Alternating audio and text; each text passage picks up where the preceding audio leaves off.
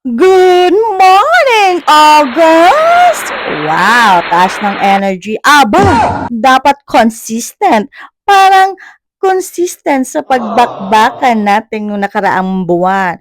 Well, anyway, guys, dahil mahalaga sa akin buwan ng Agosto dahil isa to sa mahalagang part ng buhay naming mag-asawa dahil birthday month niya ngayon. Aha!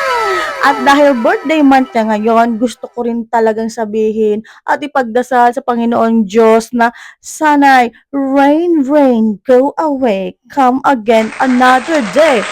Yes, guys, gusto ko matapos ang bagyo dahil hindi ko magawang mag-OOTD, maggala-gala at mga panibagong mga vlogs and also content. Kung paano naman tayo makagawa kung laging nasa bahay at trabaho lang. 'Di ba? Oh, kaya ano pa ating inaantay, maging positibo, maging, masaya ngayong Agosto, 'di ba? Dahil maganda yung ganap natin ng July, dapat consistent. Gano'n din sa pag-a-upload at paggagawa ng content, consistent. Charas! Puwede nga, aha.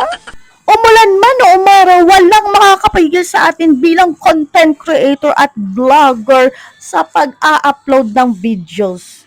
Kaya anong inaantay nyo pa? CMI na!